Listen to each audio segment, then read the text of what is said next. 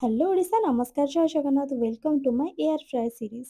Actually ମୁଁ ବି ଏବେ ଏୟାର ଫ୍ରାଏରେ ନୂଆ ହିଁ କିଛି ରେସିପି ଟ୍ରାଏ କରୁଛି। ତ ଯାହା ବି ମିଷ୍ଟେକ୍ ମୋର ହେବ ମୁଁ ସେ ସବୁରୁ ଆପଣଙ୍କୁ ଟ୍ରାଏ କରିବି କି କିଛି ନା କିଛି ଟିପ୍ସ ଦେବା ପାଇଁ, ଯେଉଁଟାକି ମୋର ମିଷ୍ଟେକ୍ ହେଇଛି ତ ଆପଣ ସେଇଟା କରିବେନି।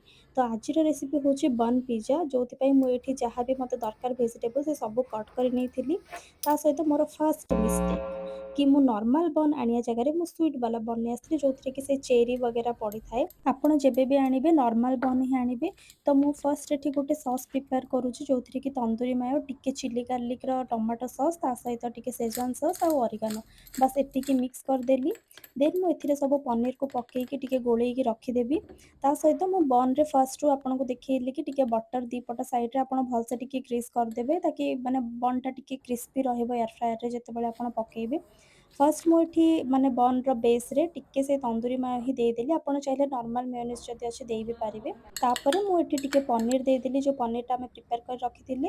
ଆଉ ଚିଜ୍ରେ ନୋ କଞ୍ଜୁସି, ଭରପୁର ଚିଜ୍ ଢାଲିବେ, ପୁରା ଭଲସେ ଚିଜ୍ ପକେଇବେ। ଆଉ ଆପଣଙ୍କ ହିସାବରେ ହିଁ ଆପଣ ଟପିଂସ୍ ଦେବେ। ମୋ ପାଖରେ ଯାହା ଆଭେଲେବଲ୍ ଥିଲା ମୁଁ ସେତିକି ହିଁ ଦେଇଛି। ତା ଉପରେ ପୁଣି ଟିକେ ଚିଜ୍ ପକେଇଦେଲି। ମୁଁ ଆକ୍ଚୁଆଲି ଏଠି ଟିକେ କମ୍ ହିଁ ଚିଜ୍ ଦେଇଛି, ଆପଣ ଆଉ ଟିକେ ଅଧିକ ଦେଲେ ମୋତେ ଲାଗିଲା କି ଟିକେ ଆଉ ଟିକେ ଭଲ ହେବ। ତା ଉପରେ ଟିକେ ଚିଲି ଫ୍ଲେକ୍ସ ଆଉ ଅରିଗାନୋ, ବାସ୍ ଏତିକି ହିଁ ଦେଇଦେଲି। ମୁଁ ଏଠି ଫାର୍ଷ୍ଟ ଏୟାର ଫ୍ରାୟର ବେସ୍ରେ ଗୋଟେ ବଟର ପେପର ଦେଇଦେଲି। ଆପଣଙ୍କ ପାଖରେ ଯଦି ଆଭେଲେବଲ୍ ନାହିଁ ଦେନ୍ ବି ଚଳିବ, ବଢ଼ିଆ ସେ ହେବ।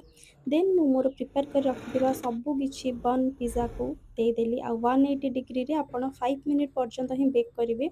ଲିଟରାଲି ବହୁତ କ୍ରିସ୍ପି ହେଇଥିଲା, ଯେହେତୁ ମୁଁ ବଟର ଦୁଇପଟେ ଭଲସେ ଦେଇଥିଲି। ଆପଣ ବି ସେଇ ଷ୍ଟେପ୍ ଫଲୋ କରନ୍ତୁ। ଆଉ ହଁ, ଗୋଟେ ଭୁଲ ହେଲା କି ଆପଣ ଯେବେ ବି ଏ ରେସିପି ଟ୍ରାଏ କରିବେ ନର୍ମାଲ ବନ୍ରେ ହିଁ ଟ୍ରାଏ କରିବେ। ସୋ ଆଶା କରୁଛି ଆପଣଙ୍କୁ ଭିଡ଼ିଓଟି ଭଲ ଲାଗିଥିବ। ଯଦି ଭିଡ଼ିଓଟି ଭଲ ଲାଗିଛି ଦେନ୍ ପ୍ଲିଜ୍ ମୋ ଚ୍ୟାନେଲକୁ ସବସ୍କ୍ରାଇବ୍ କରିଦେବେ।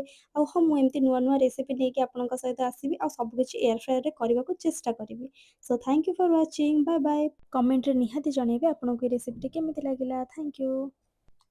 ଦେଖିଆ ବନ୍ ପିଜ୍ଜା। crispy.